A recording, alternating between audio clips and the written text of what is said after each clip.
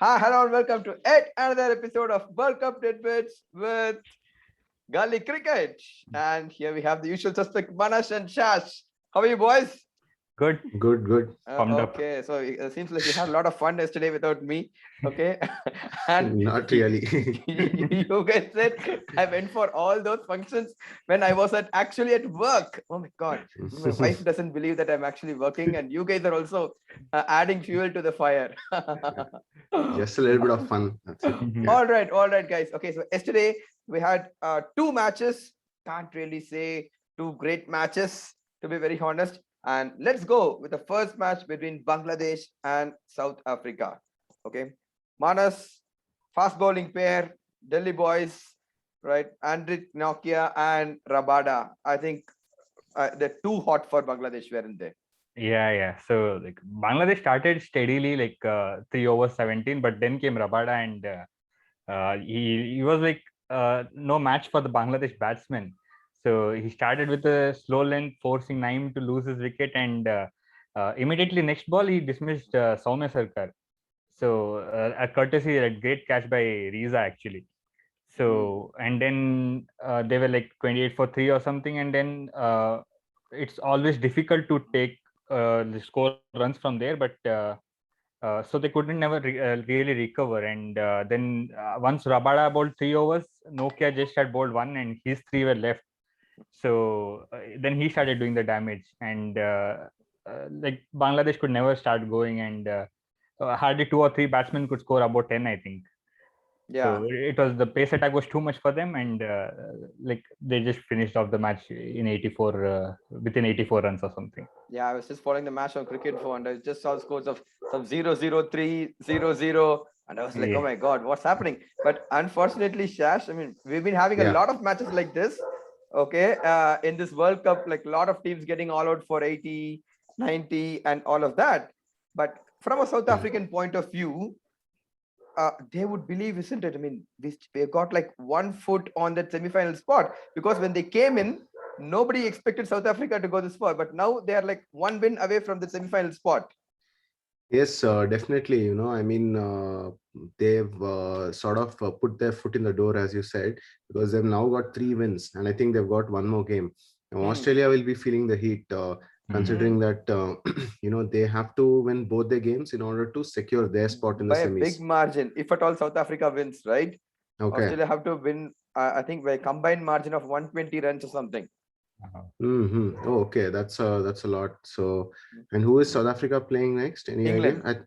Oh, England. Okay, then it is not going to be easy for them. But even then, you can say that England might look to experiment a little bit, Mhm. considering it's a last game. So there lies in the chance for South Africa. But that's all there to be seen. Yeah, but I would Mhm. like to say like Bangladesh have been pretty poor. I mean, the fans would have been disappointed with the performance even yesterday. We Hmm. expect a lot better from them, but I think we saw like South Africa of the old, like remembering the 90s days Hmm. when Alan Donald and Pollack and all these guys used to like get out batsmen on bouncy pitches. So it was something like that, I would say, yesterday. Yeah, because like the fast bowlers, we know they are world class, and Chamsi is there for the spin department. Yeah. And the best part is that the captain is also in good nick, isn't it? Right? I Yeah. mean, yeah, Temba has been scoring pretty well, 40s and Yeah. 45s and 35s. So, what do you think, Shash? That's a good thing for South Africa. Yes, I mean they actually changed. He actually changed his position. I think they got in Reza Hendricks to open yesterday, along Hmm. with Quentin de Kock. Maybe he thought like he'll, since he's a good player of spinners, he thought he will bat in the middle order, and then he played a captain's knock indeed, because they were in a spot of bother, like at 35 odd for three, Yeah, and the Bangladeshi bowlers were bowling well. But then he came and he made sure that there were no further hiccups, and South Africa managed to get through comfortably in the end. exactly. At the end of the day, it was a very dominating performance, and they did themselves a favor by increasing their net run rate as well. So, Manas, on a bigger note, right? I'm sure Group One is getting very, very exciting, isn't it? I think only 4 matches to go, and each match is important to figure out, like, okay, who is going to go into the semis, isn't it? Yeah, so it was initially known as Group of Death, and it turned out like that. And now you never know, anyone can go in. All the top teams have chances. Not, of course, not Bangladesh, but Not remaining. Sri Lanka, but yeah, West Indies Yeah, has a chance. correct. And Australia, yeah. you never know. England might lose the next match, and South Africa might be in as well. Like as mentioned, they might try to experiment, and that will open the doors for South Africa in the qualifiers. But Australia also can come back strongly. Even West Indies can come back strongly. So it's going to be an exciting few days for the group now. Yeah, I mean, I'm sure we are in for a treat. At least we can watch all those matches without any tension, of whether India is going to make it or not. And with the Diwali weekend coming as well, I think Group 1 promises a lot. Okay. Coming to Group 2, folks, we had one match yesterday, Pakistan versus Namibia. Manas, on a serious note, it was not such a bad match for Namibia, wasn't it?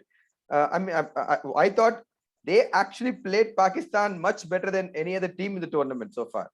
But actually Pakistan, I think they were challenging themselves by testing themselves by giving them batting.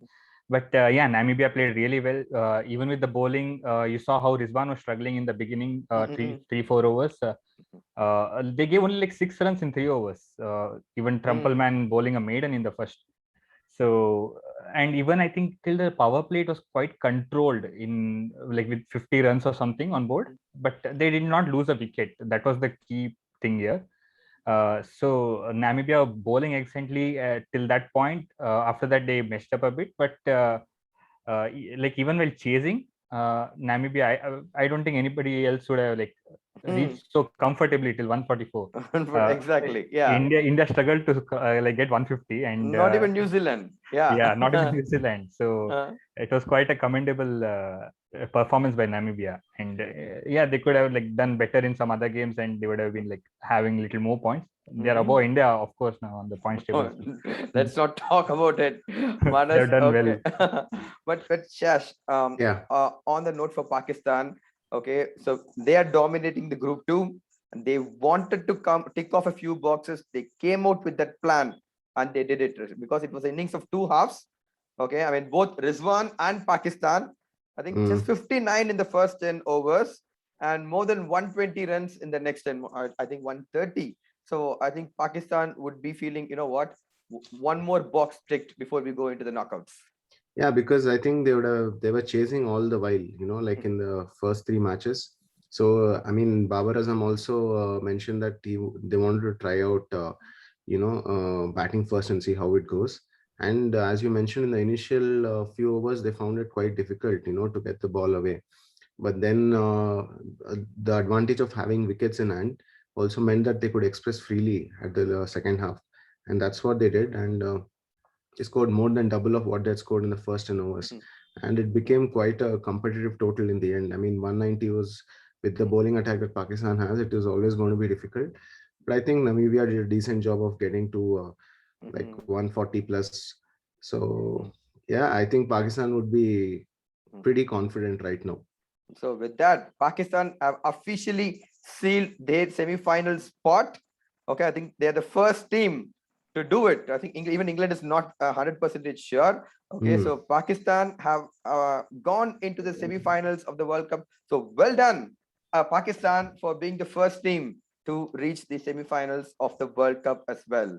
So that concludes yesterday with that Group 2 match. And boys, today we have 2 Group 2 matches. And to start off in the afternoon, Manas, we have New Zealand taking on Scotland, right? And knowing, right, when the NRR might come into play, New Zealand would want to win and win big today. Yeah, definitely. It's not who is going to win. It's about how much margin New Zealand is going to win by. So we'll have to see if New Zealand wins the toss. Will they choose to chase like how other teams have been doing, or will they like test themselves like how Pakistan and England have done? So that's gonna be some exciting thing. And if they bat first, again Dubai and 150 average pitch. So we'll have to see if they cross 200 mark, and like all their batsmen will get to see how they have played, because I think in the previous match only 2-3 batsmen finished it off. So we'll get to see rest of them in action. Scotland is a talented team, but they have not done well in the group stages. So, pretty much New Zealand is going to win, and it will be exciting to see how much margin they win it. Yeah, I mean, Scotland started off well by defeating Bangladesh, but after that, I think it's all been downhill for them. Okay. Shash, talking about New Yeah. Zealand's bowling, right? I mean, we always know that New Zealand are known for the fast bowlers, right? In swinging, Kyakas, Boult, and the Southeast. But quietly, very quietly, I think the Sodhis and the Santners are coming to their own as well, isn't it? In this UAE pitches, I think they are making a statement as well. Yeah, I mean, they're not they're not given like due credit, you can say, because not only do they keep the runs in check, but they also manage to pick up wickets in between as well. You saw that even during the India game, like they just didn't give any sort of width or any freebies, for the batsman to get after. Sodhi is like a very crafty leg spinner, he's a very thinking cricketer, and he also he gets wickets. And Santner is someone you could say is in the Imad Wasim mold. He doesn't turn the ball that much, but he gets like the one to go in, like a floater type, which goes in, and which is variations is generally very tight. It doesn't give you any width or something. So both of these bowlers, they not only keep the runs in check, but that in turn creates pressure on the opposition, and they manage to pick up wickets as well. Yeah, because in the IPL, these guys do not get that many opportunities because like they're not the first choice spinners for their teams. But when it comes to New Zealand, I'm sure they punch above their weight just like any other Kiwi does. And there's a good chance. But just to finish this off, Manas, talking about Scotland, right? They know they're lost against two teams which they could have won, Afghanistan and Namibia. Now they're playing the big teams, India, New Zealand, and Pakistan. So they would think, you know what, if I can get a couple of wickets, probably if I can clean bowl Virat Kohli, or if I can hit like 3, 4 sixes, who knows? I mean, for a country like Scotland, right? IPL is watching, other leagues are watching, so they would want to just go express themselves freely and enjoy the match, isn't it? Yeah, so they were really happy when they got into group stages, and I'm sure they wouldn't have expected to beat some teams, but definitely this is a learning curve for them. You get to play with the biggest cricketers of the world, like Virat Kohli and other players. So of course, Scotland would be looking for a win because they can play fearlessly and they could upset one of the teams. I'm expecting Scotland or Namibia to do that, but they have not done it yet. Hopefully, they do it in the coming days. Not against India, of course. So yeah, they got good players actually. Scotland, they're very talented, and we saw that in the match against Bangladesh as well. So I'm hoping at least the openers show a good show, especially Berrington or the captain, or even Chris Greaves as a all-rounder is doing a good job. So I hope they show some good performance and like get picked in some IPL teams, so that they can even learn more and more. Yeah, I mean, somebody was telling, I mean, or it should be mandated that all IPL teams take at least 2 players from the associate nations. And I'm sure that would actually do them a lot of good as well. Okay. So going to be a very interesting match. I think probably not in terms of the who is going to win or something, but in the bigger context, I'm sure this is going to be a match to look forward to. And Shash, we have one more match coming up today. It's again Group 2. It's Afghanistan taking on India. Shash, all sport is a game of hope, isn't it? It's a game of belief. And I think being the Indian cricket team and Indian fans, we should still cling on to that hope.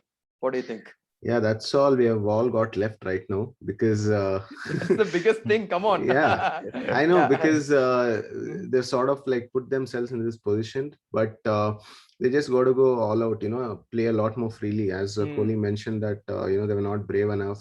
So I mean, come on, we know they all have the talent, and they've also proved it before, but it's about going there and performing. They need to play a lot more aggressively, I would say, than what they've been doing in the power play overs. And they have to put the opposition under pressure in order to show any sign of authority.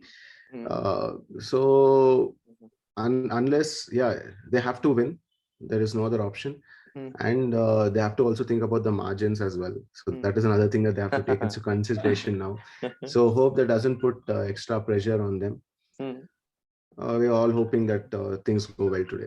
Yeah, Manas, but do you think, in a sense, right, do you think that would have actually freed them up as well? I mean, having lost 2 matches, I think they can go in with the mentality of what we got, nothing to lose. And the only chance that we have of qualifying is when we win big, right? Of course, other results have to go through our way. But do you think that will just free up our guys and they can just go express themselves? Yeah, that's what we thought in the last game, but it didn't happen so. So, just hoping that they do go with that mindset today. And they, of course, they had a like 1 week break before the previous game, and they would. They had just 2 days before this, but they have the momentum. Like they have been playing cricket, and they would have some strategy in mind probably, because after losing 2 big games, and today is a must win, and that too with a huge margin, they have to win it. So yeah, they should go all pumped in, and they have to get across the line today, because otherwise it will be they're just out of the tournament, and it will be not a Very good sign. embarrassing as well. Yeah. Okay, but Shash, it's not that easy as we are talking, isn't it? It's just not like okay, we want to win and we want to win big, because we are against a really good Afghanistan side, okay, who've been winning really well and who actually got Pakistan under the pump as well for quite a while. I mean, first of all, we have to beat the spin threat of Afghanistan. Yeah, that is going to be the major challenge, like, and unfortunately, over the years, we've not been the best players of spin, like what we were known to being before. Yeah, I mean, and also the Afghanistan batsmen have, been playing with a lot of intent. So that also is not going to be easy. You're going to be taking on a team which has won more games than you and is a lot more confident. So how you're going to tackle that is going to be the big thing for India. So definitely it's not going to be like you're playing one of the associate nations, considering the format as well. If it was 50 over, maybe you could have told, okay, India have a upper hand. So in T20, anything can happen. So yeah, I mean, it's going to be a good game. I'm hoping for it. Yeah, I mean, to be very honest, I don't think we should consider Afghanistan as an associate nation, because they have been playing more T20I than many of the other associate test nations. No, even test nations, I would say, right? And I think if you take the records, right, I think Rashid has got 100 T20I wickets. I don't think anybody in any team has got close to that as well. So I think they have much more T20 experience than, okay, you say probably a team like Australia, okay, or England, because they haven't been playing T20 that much. Okay, so it's going to be very, very exciting contest. I'm sure all of India is going to be there in front of the television sets one more time, okay, to cheer for Team India. And of course, that's what we do. And I think we should do as well. So let's get together, folks. Let's give all that energy and cheer for Team India. And let's see if we can pull it off and pull it off win. And probably, you know what, survive another day and carry our hopes for 2 more days at least. Okay. All right, guys. So don't forget our contest. So we have a wonderful contest coming up. Predict the man of the match. And yesterday, right? So the winner for the first match is, the man of the match for the first match is Rabada, for his wonderful spell up front, which the Bangladesh batsmen were not able to encounter. And let's see who the winners are. And we had a lot of entries for Rabada as well. Okay, Rabada and Nortje we got, but yeah, Rabada is the thing. All right, so here we go. Kishore Rao is the winner. All right, Kishore, well got done. It twice, no? Yeah, I think second in this World Cup. Yeah, so well done, Kishore. Okay, you are the winner predicting Rabada. And we got the next match. Who's the winner? Rizwan. Yeah, Rizwan. Yeah. So we had a couple of predictions for Babar Azam as well, but Rizwan undoubtedly the man of the match. And the winner is, all right, here we go. Just me. 003. Well done, Jas. Okay, congratulations. So remember, folks, so this is going to be the link to predict the man of the match for both the matches today. And you will have to predict before the start of the second innings of each match. Cheers, guys. Enjoy the cricket. Super Wednesday. And we will meet you tomorrow with the winners. Cheers.